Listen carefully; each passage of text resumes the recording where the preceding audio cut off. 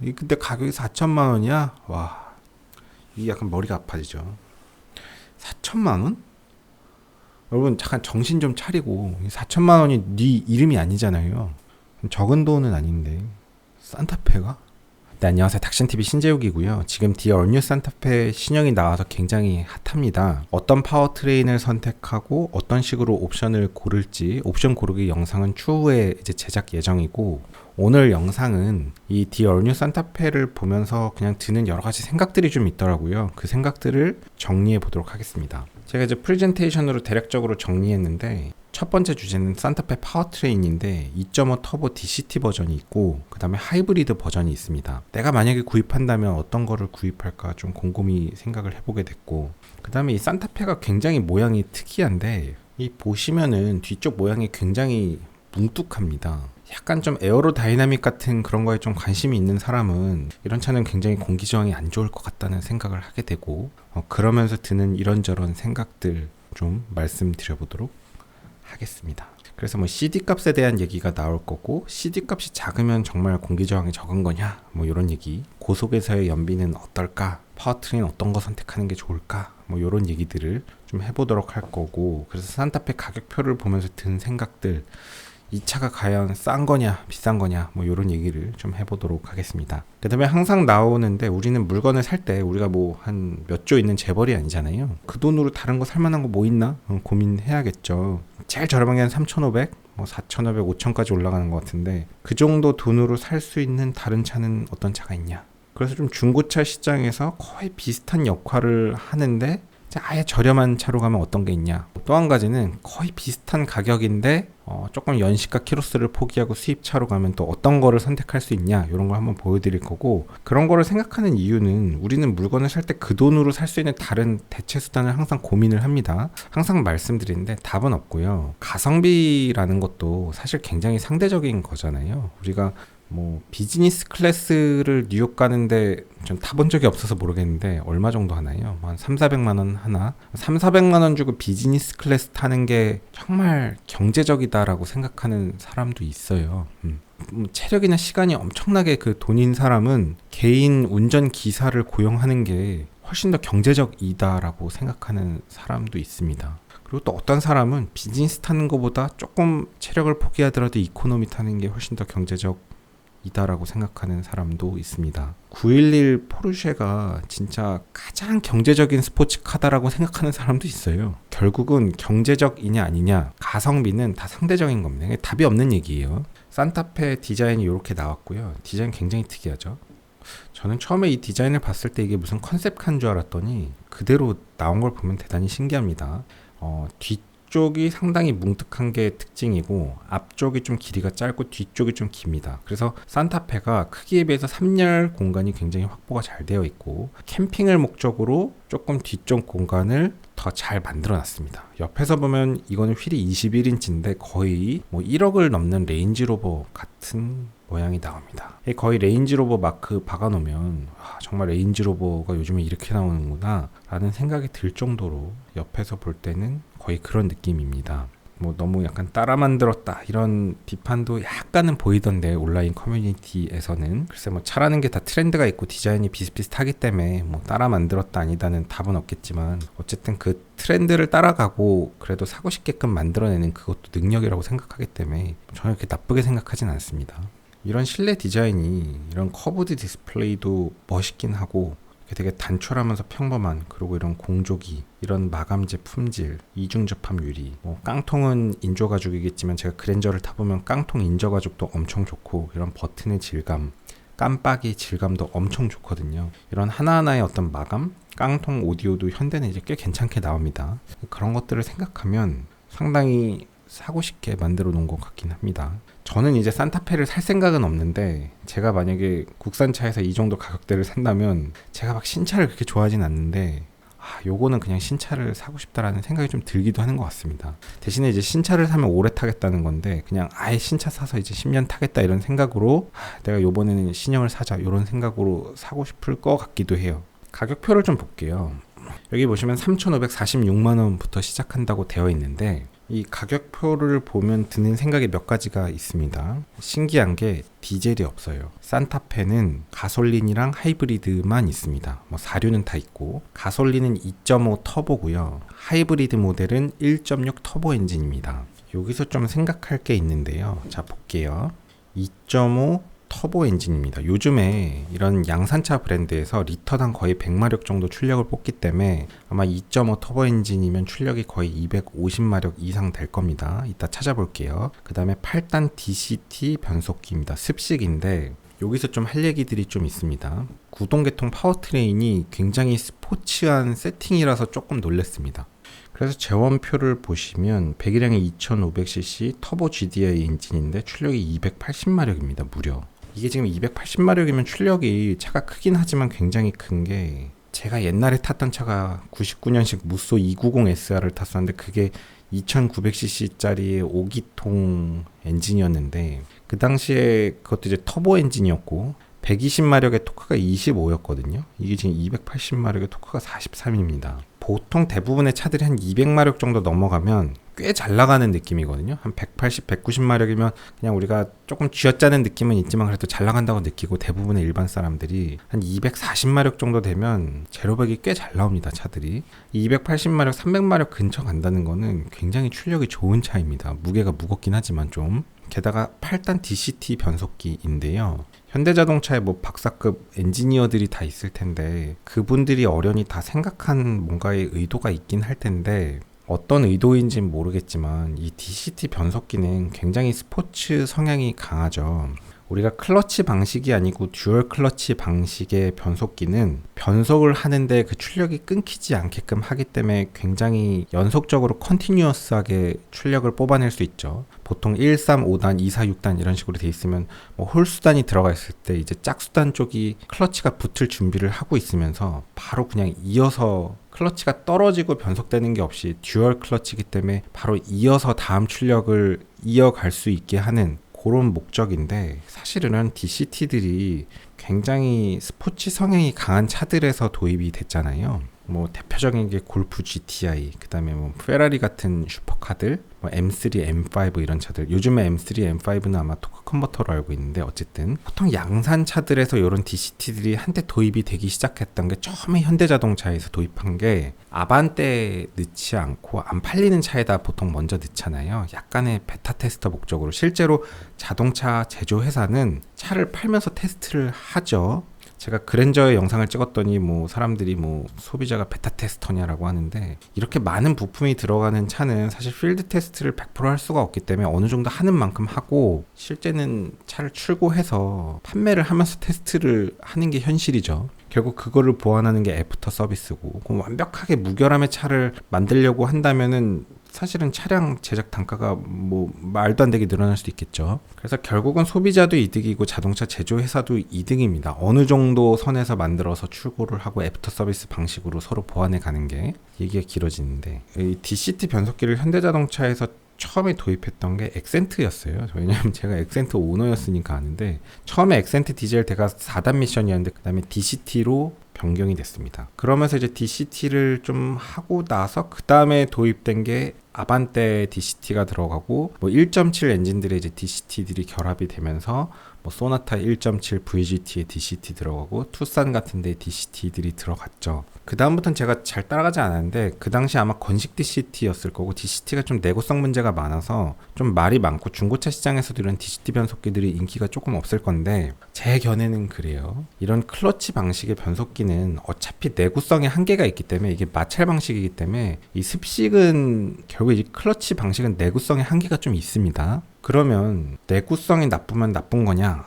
그건 아니죠. 근데 내구성이냐 성능이냐, 뭐 잡을 수 없는 두 마리의 토끼가 있는데, 결국에 이런 DCT 변속기는 이 DCT 변속기의 진가를 잘 이해하고 있는 사람이 사야 만족도가 높을 거거든요. 약간의 내구성은 조금 포기하고 들어가는 변속기라고 볼 수 있겠죠. 토크 컨버터 방식에 비하면. 그래서 그런 이해를 바탕으로 생각한다면 2.5 터보가 무려 280마력이고 거기다가 DCT 변속기를 도입을 했다면 생각보다 제로백이 괜찮게 나올 것 같기도 하고, 운전을 해보면 생각보다 굉장히 스포티할 것 같다는 생각도 듭니다. 이게 뭐 스포츠카는 아니고 무게중심도 높아서 뭐 사실 좀 그런 목적의 차는 아니지만 출력이 상당히 좋다는 거죠. 현대자동차가 대체적으로 이런 양산 브랜드, 보통 대부분의 소비자들이 영상을 보는 분들은 관심이 있는 분이지만 DCT를 사면서 DCT에 대한 상당 수준의 이해를 하고 사는 사람이 그렇게 많지는 않을 것 같은데, 그렇게 본다면 제가 드는 생각에는 산타페는 2.5 터보 엔진의 DCT 이 파워트레인은 실제로도 판매량이 좀 적겠지만 굉장히 매니아층을 위한 물건이라는 생각입니다. 그러니까 뭐 이게 주력이고 하이브리드는 하이브리드 버전이다가 아니고, 혹은 뭐 2.5 터보의 8단 DCT가 그냥 조금 저가 버전이고 하이브리드는 조금 프리미엄 버전이다, 이런 개념도 아니고, 사실상의 좀 메인스트림은 하이브리드고, 옛날로 치면 이런 차들이 다 대부분 2.0 디젤이 메인이었지 가솔린이 팔리진 않았잖아요. 옛날에 그 스포티지가 다 디젤만 팔리던 시절에 뭐 2.0 터보인가 출시했던 적이 있었죠. 그게 사실 중고차 시장에서 거의 이제 양카 이미지가 되게 강했었는데, 그래서 메인스트림은 하이브리드고 이 2.5 터보는 상당히 스포티한 버전의 소수의 매니아층을 위한 버전이라는 느낌이고, 이게 뭐 가솔린 판매량이 많은 미국 같은 데서는 어떤지 모르겠는데 그냥 별 생각 없이 이 파워트레인을 선택하는 거는 조금 조심해야 되지 않냐. DCT 변속기는 전 사실 그 변속기의 그 진가를 이해를 한 사람이 구입을 해야 만족스럽게 쓸 수 있지, 그 진가를 모르는 사람이 구입을 하면 뭐 경사로 밀림이나 이런 보조 장치들이 있어서 그나마 덜하긴 하겠지만, 사실 DCT 변속기 그 클러치가 처음에 닿으면서 출발하는 그 느낌이 이렇게 좀 유쾌하지 않을 수 있고, 언덕 주차할 때 이런 게 또 좀 힘들더라고요. 제 예전에 골프 DCT 변속기 좀 쓸 때 보면은 얼마나 잘 만들어놨는지는 모르겠지만 내구성에 문제가 좀 있지 않을까 싶고, 그래서 이 트레이는 굉장히 좀 스페셜 버전이다 라는 얘기를 하고 싶고, 하나 더 얘기할게요.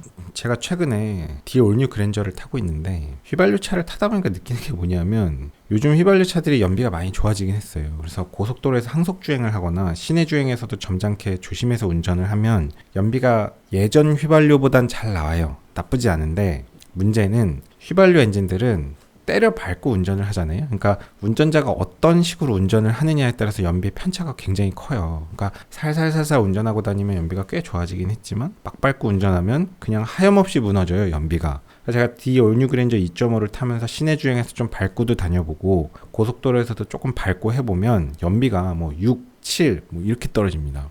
근데 이게 연비가 뭐 6이고 7이고 뭐 이렇게 찍히면은 이게 완전 그냥 좀 빈정상이에요. 왜냐하면 이게 연비가 6이나 7이 찍힐 것 같으면 그러면 포르쉐를 타지 왜 그랜저 2.5를 타지? 이런 생각이 들어요. 아예 슈퍼카는 정말 출력이라도 좋긴 하지, 이거 뭐 2.5 한 180마력 되려나? 그 정도의 출력차를 타고 막 풀악셀 때리면 좀 쥐어짜는 느낌도 나는데 연비 그냥 폭망하는 거 보면, 물론 이제 밟았을 때지만, 결국은 제가 그때 느낀 게 뭐냐면, 아, 이게 내 스타일은 아니다라는 생각이 들더라고요. 제가 타는 520 디젤 같은 경우는 항속 주행했을 때 고속도로 연비는 이제 두 개가 그렇게 큰 차이는 안 나요. 요즘 휘발유들 연비가 다 좋아져서 거의 뭐 18km 난다면 그랜저가 한 17km 정도 나오던데, 디젤 520 디젤 같은 게 고속도로에서 한 20km 나옵니다.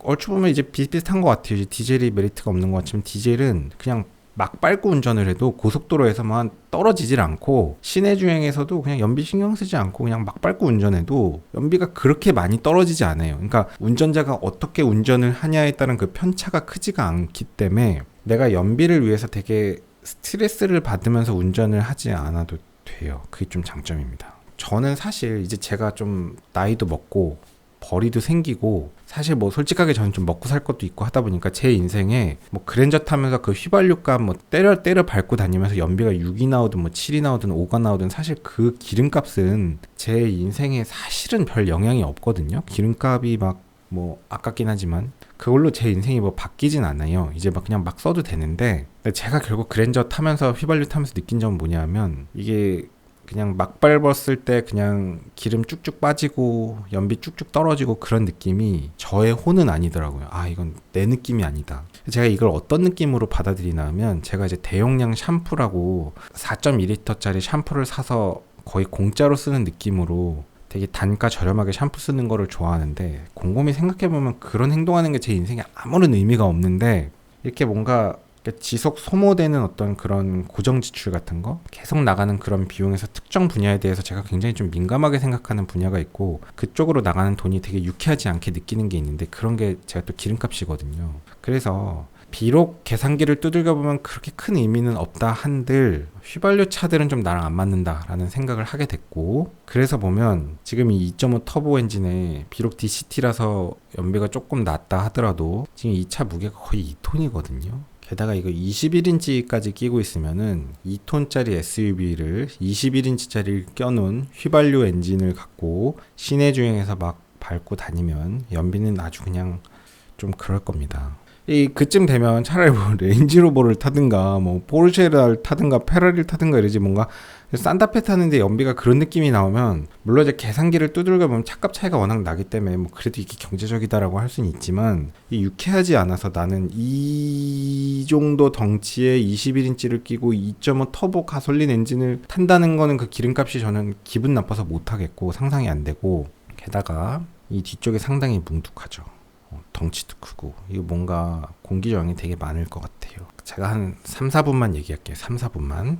자동차는 이제 시내 주행은 연비가 이제 폭망인데, 시내 주행을 할 때는 가감속이 많고, 가감속이 많을 때는 자동차의 무게가 무겁냐 가볍냐가 중요해요. 휠의 인치가 좀 작냐 크냐 이런 게 또 중요합니다. 왜냐하면 휠은 이제 모멘트 오브 이너시가 회전 관성을 좀 좌지우지하고, 자동차의 공차 중량은 가감속 운동할 때 이제 선형 가감속을 할 때 많은 에너지가 필요하기 때문에, 결론은 차가 무거우면 시내 주행에선 되게 불리하고요, 연비가. 근데 고속의 항속 주행에서는 차량의 무게 차이가 별로 중요하지 않고, 그러니까 관여는 하는데 중요도가 좀 떨어지고, 실제로 고속도로에서 에쿠스라고 해서 연비가 엄청 나쁘지도 않고 마티즈라고 해서 연비가 엄청 좋지도 않잖아요. 고속으로 가면은 그 기계 자체의 내부 회전 저항 뭐 이런 것도 좀 변수지만, 사실 이제 공기 저항이 굉장히 도미넌트 하게 됩니다. 이 지구에는 공기가 있잖아요. 그래서 이 공기 저항에 대해서 이제 일을 하게 되는데, 우리가 걸어 다니면서 공기 저항 때문에 스트레스를 받진 않죠. 그러니까 저속에서는 공기 저항이 무시할 수 있는 수준이고요. 자동차도 대충 한 70km 전까지는 공기 저항을 거의 무시할 수 있는 수준이라고 봅니다. 다른 계통의 저항에 비하면. 근데 공기 저항은 이게 완전히 약간 유체역학은 대체적으로 이 선형 함수가 그대로 적용되지 않는데,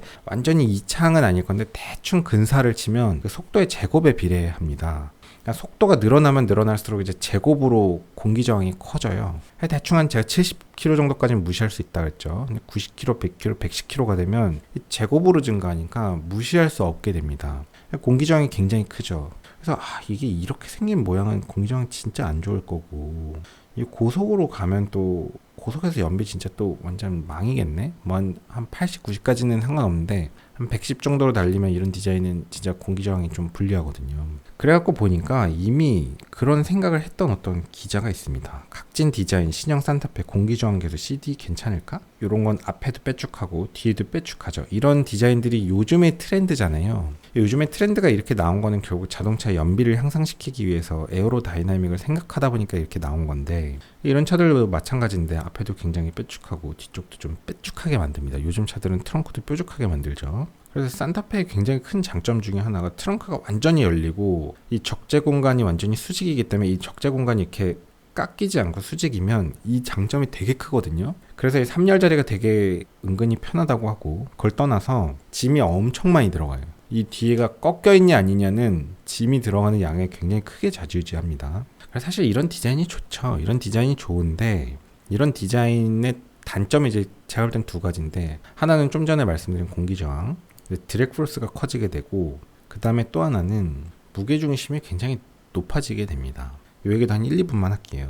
자동차는 움직이는 물건이기 때문에 어떤 그 운동적인 역학적인 특성을 아예 무시를 할 수는 없어요. 우리가 뭐 레이서가 될 것도 아니고, 이거 받고 뭐 뉴르부르크링 갈 것도 아니고, 뭐 스포츠 드라이빙을 할 것도 아닌 것도 알아요. 아는데, 그러니까 저도 그런 걸 강조하려는 건 아니고, 그럼에도 불구하고 자동차는 약간 좀 운동 역학적인 특성이 있고, 어떤 차량을 주행하면서 뭐 코너를 돈다 그러면 피칭이 생기고 하는데, 뭐 무슨 서스펜션이 뭐 액티브 어쩌고가 중요한 게 아니고, 애초에 피칭이 생기지 않게끔 하는 게 중요하고, 그렇게 하는 방법은 무게중심을 낮추는 거 말고는 없거든요. 우리가 자연이랑 싸울 수가 없고 자연 법칙을 거스를 수가 없잖아요. 그러니까 유명의 스포츠 브랜드일수록 자연 법칙을 그대로 복종하고 따라 들어가요. 그래서 SUV는 그게 아니잖아요. 무게중심이 엄청 그냥 높잖아요. 슈퍼카 제조회사는 진짜 그 무게중심 1cm 낮추려고 별 난리 법석을 치는데, 그러니까 이미 이런 차는 무게중심이 좀 망했는데, 이게 무게중심으로부터 거리가 먼 쪽에 있는 무게는 같은 무게여도 그 무게중심을 높이는데 많은 그 기여를 하거든요. 거리가 가중돼서 무게가 곱해지기 때문에. 그래서 천장 루프가 이렇게 넓은 공간이 이렇게 길면 이게 진짜 무게중심을 그냥 막 끌어올리는 차입니다, 이런 차는. 그래서 어떤 무게중심이나 이런 거에 대해서는 그냥 망한 차라고 봐야겠죠. 제가 좀 전에 말씀드린 것처럼 무게중심으로부터 거리가 먼 지점의 무게는 더 가중이 된다 그랬잖아요. 그러다 보니까 우리가 스포츠카들 보면 이 루프를 되게 짧게 만들고, 실제로는 짧으면서 거기다가 무슨 카본 루프 쓰고 이런 게 그냥 허세 부리는 게 아니고, 이게 천장 쪽에는 무게를 진짜 조금이라도 줄이는 게 중요하기 때문에 카본으로 쓰는 게 가치가 없지 않은 거예요, 그쪽에서는. 그러니까 그러는 마당에 여기다가 이렇게 그냥 완전히 그냥 운동장을 만들어 놨다는 거는 어떤 운동 역학적인 특성은 좋을 수가 없죠. 근데 다들 입이 근질근질 하실 텐데 이게 이제 그런 목적의 차는 아니라는 거죠. 그래서 이 차는 철저하게 어떤 본인의 컨셉은 있고, 저는 그런 게 좋은 것 같습니다. 그냥 짐 많이 실을 수 있고 굉장히 실용적인 디자인. 사실은 이런 디자인이 좀 빨리 나왔어야 되는 것 같기도 하고, 그래서 저도 좀 약간 이 트렁크 디자인 때문에 좀 끌립니다. 공기 저항은 어떻게 될 거냐? 그래서 찾아보면 신형 산타페는 공기 역학적인 디자인의 기술로 이제 동급 최고 수준인 0.337 공기 저항 계수를 실현해서 고속 주행 시 안정감을 확보하고 실 연비를 개선시켰다. 0.337? 대단한데? 라는 생각이 듭니다. 그래서 CD 값이 0.337이래요. 그 정도면 굉장히 좋은데, 그러면 산타페의 고속도로 주행 연비가 잘 나올까요?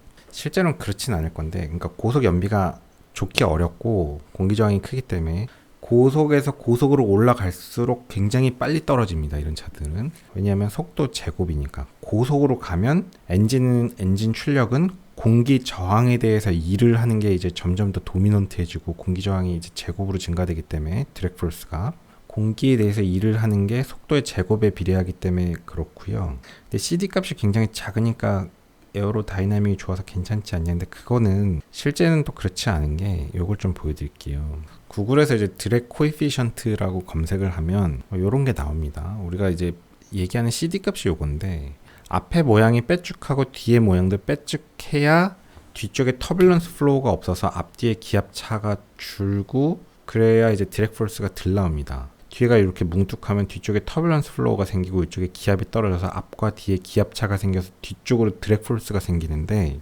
그러다 보니까 이제 이런 드랙 코에피션트 값이 있는데, 이런 드랙 코에피션트가 앞에가 빼죽하고 뒤에도 빼죽하면 굉장히 코에피션트가 적어집니다. 그러니까 공기 저항이 적다고 생각하시면 되고, 이렇게 좀 앞에도 뭉툭하고 뒤에도 뭉툭하면 1.05 CD 값이 굉장히 높아집니다. 그래서 산타페가 0.33인가 아까 그 정도인데, 그 정도면 SUV의 저 등치에 되게 괜찮거든요.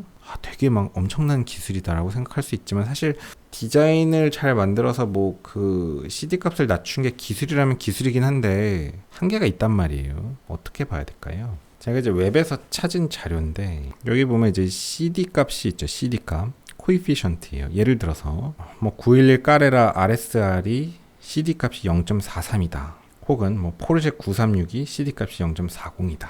그럼 이것만 갖고 비교를 할 수가 있나요? 드랙 포스를 계산하기 위한 상수일 뿐이고, 거기에 어떤 면적이라는 차원이랑 속도에 관련된 차원들이 좀 곱해집니다. 드랙 포스를 계산하려면. 자, 상식적으로 생각할 때 뭐 요렇게 조그만 비행기 날개가 있는데 0.04야. 요렇게 조그만 비행기 날개를 만든 거랑 747 같은 비행기 날개 커다란 거랑 드랙 포스가 똑같진 않을 거거든요. 크면 클수록 커지겠죠, 드랙 포스가. 모양에 의해서 개수는 결정이 되고, 실제 드랙 포스는 그 크기랑 관련이 있을 거란 말이에요. 속도랑도 관련이 있고, 상식적으로. 그래서 이제 드랙 포스를 계산하는 공식을 보면 CD 값에다가 어떤 이펙티브한 단위 면적 단위를 곱해야 되고, 거기에 공기의 밀도와 속도의 제곱이 항으로 들어갑니다. 이거 약간 근사일 거예요. 아주 정확한 값은 아닐 텐데 대부분 유체역학은 거의 다 근사거든요. 근데 어쨌든 어떤 서피스에 어떤 이펙티브한 면적이 들어갑니다. 무슨 얘기냐면, CD 값이 좋기는 한데, 그러니까 잘 만들었는데 이 면적 자체가 워낙 크기 때문에 그냥 우리가 CD 값이 조금 더 비슷하거나 조금 나쁘더라도 되게 날렵한 소형 세단보다는 그래도 실제로 드랙 포스가 훨씬 크다는 거죠, 이 차는. 그래서 이런 디자인의 SUV는 고속주행에서 연비가 좋을 수가 없어요. 좋을 수가 없습니다. 그거는 뭐 엔진 갖고 약간 뭐 연비 조금 개선하고 이랬을 때 일이 아니고, 고속으로 가면 갈수록 이제 공기 저항에 대한 워크가 워낙 늘기 때문에 이 지구상에서는 고속으로 가면 갈수록 연비가 좋을 수가 없습니다. 그거는. 그래서 하고 싶은 얘기는 뭐냐, 2.5 터보 8단 DCT 엔진은 나는 못 사겠다. 나는 이거를 사면 저는 후회할 것 같아요. 저는 후회할 것 같고, 뭐 이거를 고속 주행했는데 뭐 예를 들어서 뭐 중부내력에서 110으로 달리는데 뭐 공식적으로 얘기 못하지만 조금 더 고속으로 달렸는데 막 연비가 막 뭐 한 고속 주행을 하는데도 연비가 막 망이야. 그럼 기분 나빠서 이 차는 빨리 팔고 싶다 막 이런 생각이 들 것 같고요. 저는 휘발유를 사면 안 될 것 같습니다. 그래서 저는 산다면, 야, 내가 신재욱이가 살다 하이브리드를 사는 날이 오다니. 그래서 만약에 제가 산타페를 산다면 하이브리드를 사게 될 것 같긴 합니다. 하이브리드 시작 가격이 4,031만 원이에요. 그래서 또 놀라죠. 야, 이제 산타페 4천만 원 시대네. 그러니까 저는 산타페의 기본은 하이브리드라고 생각해요, 이번 모델은.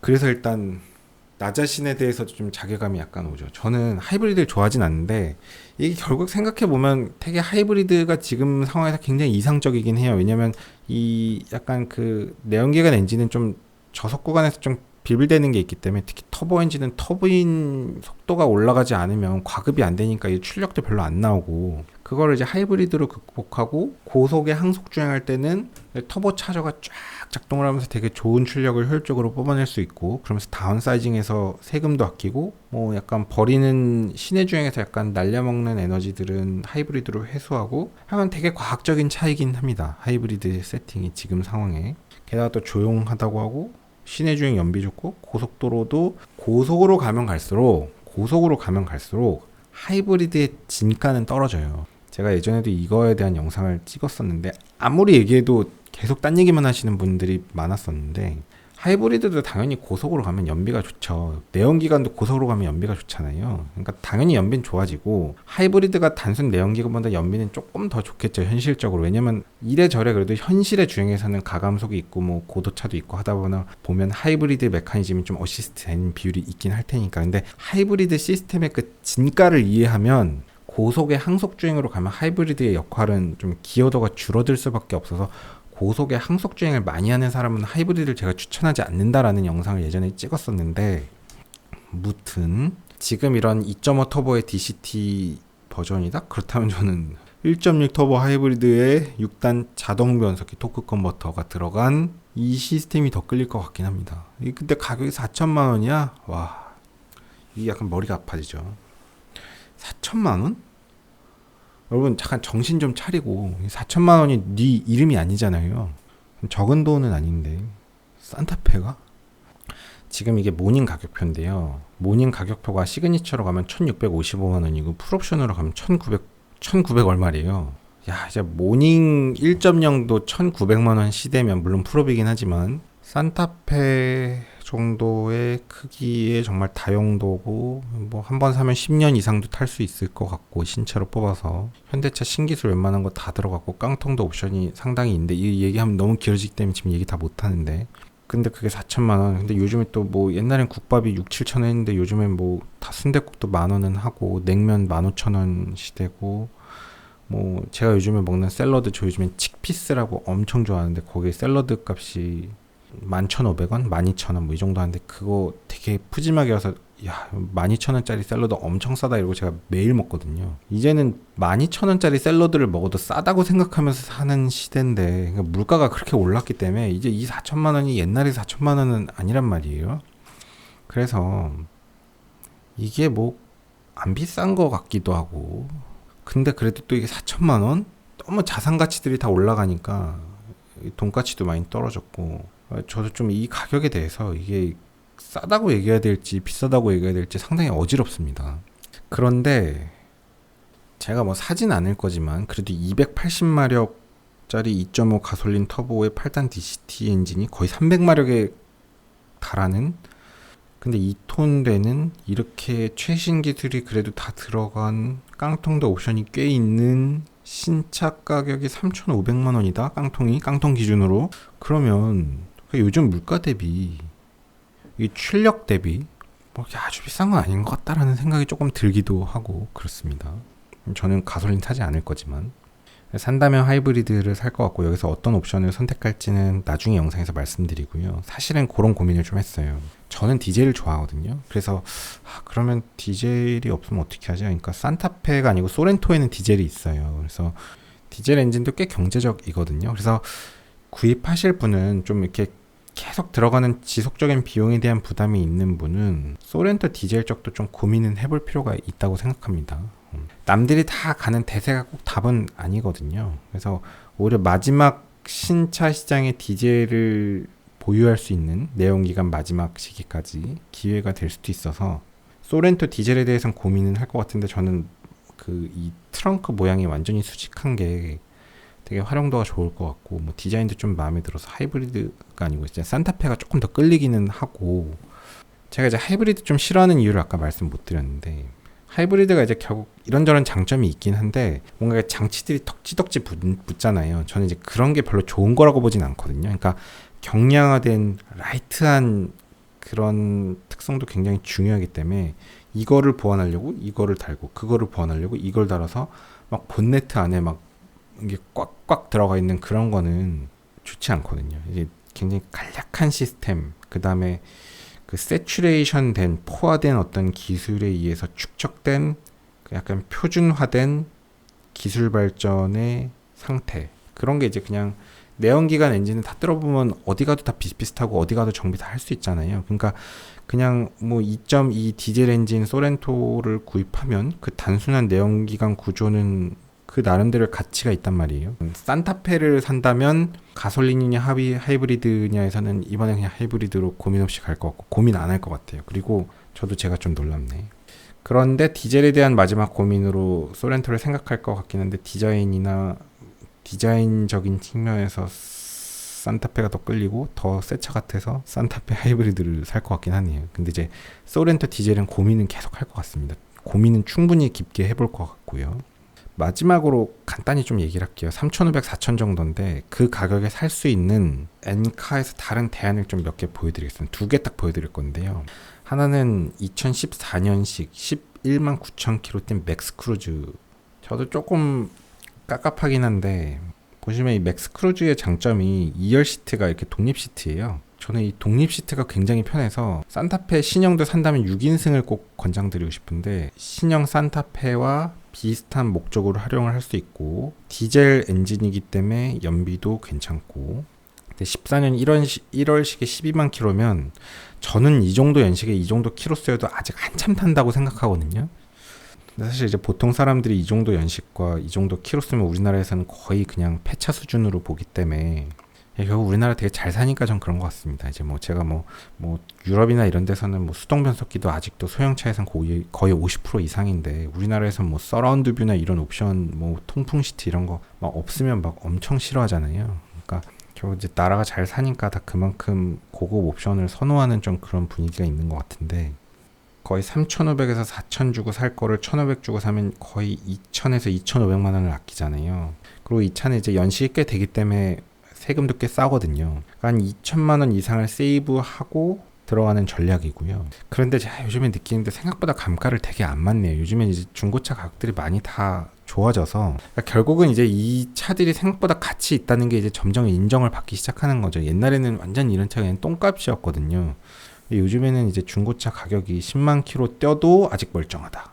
닥신 TV 보니까 9년 됐는데도 아직 뭐 짱짱하다, 사보니까 새 차더라. 뭐 이런 게 이제 알려지기 시작하니까 이런 거 막 개꿀이다 이래서 이런 수요들이 생겨서 그런지 이제 중고차 가격이 잘 안 떨어집니다. 그래서 이 가격이 메리트가 있냐 없냐는 좀 고민의 여지가 있고요. 답은 없어요. 제가 아까 말씀드렸다시피 가성비는 상대성이기 때문에 2천만 원 아끼고 그냥 나는 그냥 1,500만 원에 이 정도 사서 그냥 완전 개꿀이라고 생각하고 타겠다 할 수도 있으니까 하나의 예를 가져온 거고 그 다음에 우리 또 이제 BMW 빠질 수 없죠. 한번 보여드리는 건데 16년식 이 연식이 좀 괜찮습니다. 7년 정도 됐고 키로수는 12만 킬로입니다. 저는 7년에 12만 킬로면 뭐 아직 괜찮다고 생각합니다.